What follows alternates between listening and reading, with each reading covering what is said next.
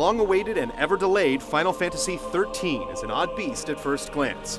It seems much more linear than you'd expect from a game in the series, and it makes some gameplay choices that may outright shock longtime fans. Has it emerged a failed experiment, or does it represent a bold new direction for Japanese RPGs? I don't really know for sure. We'll find out today.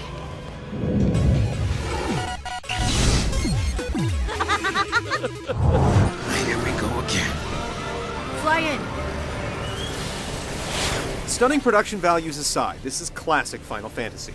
The land of Cocoon is a strange place. Its inhabitants live in constant fear of an invasion from Pulse, an enormous world the Cocoon floats over.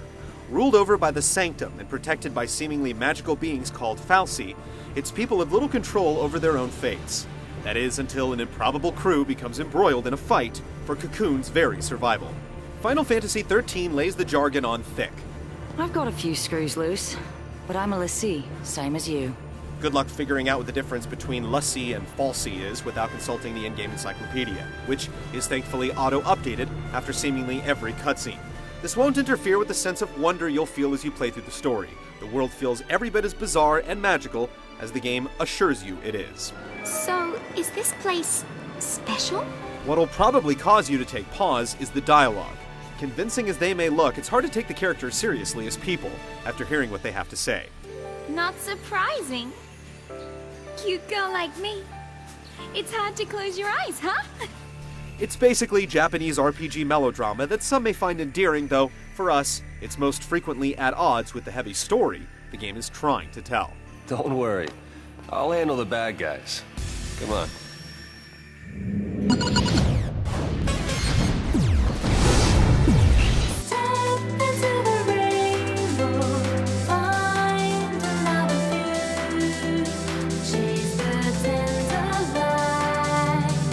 RPGs often traffic in the illusion of freedom, but Final Fantasy XIII is less concerned with this than most. For better or worse, you always know where you have to go, and apart from a select few instances, you're given scant opportunity to deviate from the critical path. Grand as they may look, the game's environments are typically long corridors peppered with the occasional branching path, at the end of which inevitably lies a treasure chest guarded by monsters. The arrow on the minimap tells you which direction to run, and your goal is always in view. Reach the specified marker on the map, and it's cutscene time. You look tired. Not enough sleep? The sets change and the locales are as imaginative and well-wrought as you'd expect, but all the fat has been trimmed. You'll visit some areas you might classify as towns, but only in terms of window dressing. You'll do all your shopping from save points.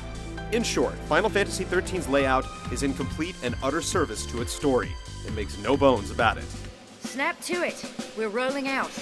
Once you get deep into the story, you'll eventually reach an area where you can stretch out a bit and explore.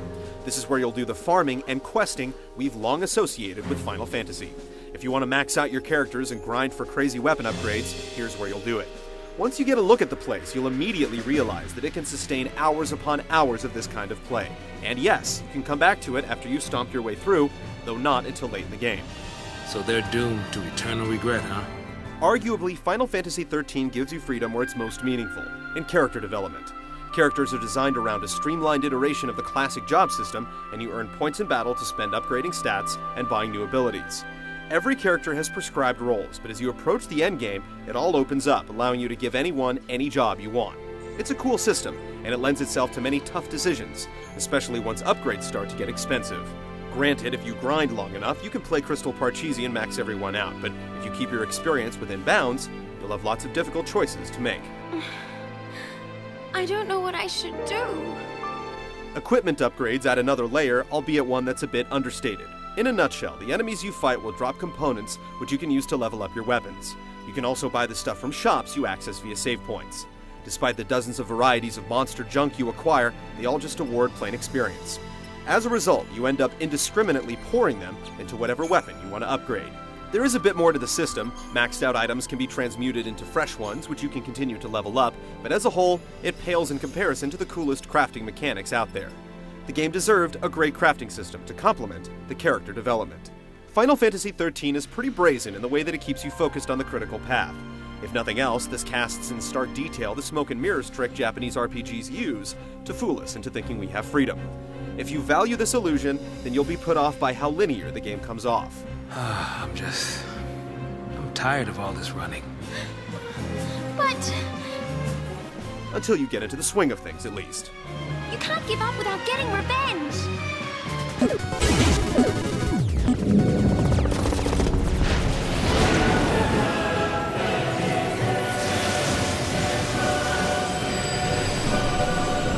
Final Fantasy XIII's combat starts off slow and doesn't pick up in earnest until you're well into the story. It introduces each element bit by bit until you're finally given access to all its tricks around a dozen or so hours in. In defense of this approach, the system is pretty complex, and quick to punish hubris or inattentiveness. The most striking thing about it is that the default command is auto battle, which essentially picks a string of actions for you.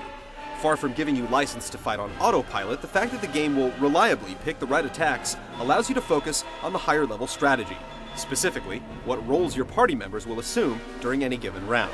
You can swap your party members' jobs at any time to accommodate the demands of battle. If a fight is even the least bit demanding, and the best ones are very much so, an all-offensive strategy will only get you so far.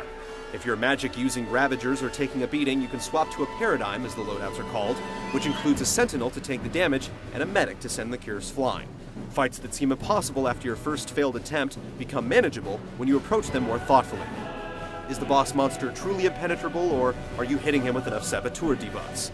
The system rewards experimentation, and tough fights are often amenable to varying approaches.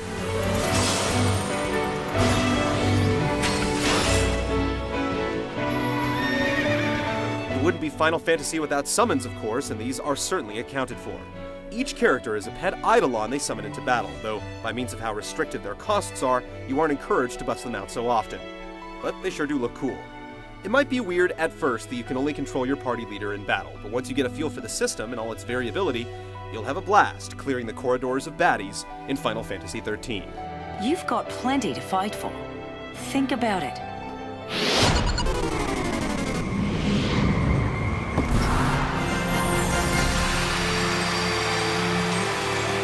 If there's one certainty in the games industry, it's that Square Enix will never skimp on a Final Fantasy game's production values.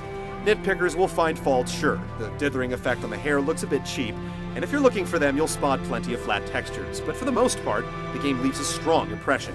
The way the characters' faces move sells you wholly on their humanity, and the effect is almost good enough to help drown out the cheesy dialogue. Glad that's over. The environments are imaginative and full of detail, and their variety is such that you'll seldom feel location fatigue throughout the 40-plus hour experience. Monster designs are also accomplished, apart from a few notable weak spots. Expect to see clever riffs on some Final Fantasy archetypes. The soundtrack is a combination of orchestral and electronic tracks, with haunting vocals in places you might not expect. The oddly festive battle theme, though, will simply refuse to lose its grasp on your brain hours after you've stopped playing.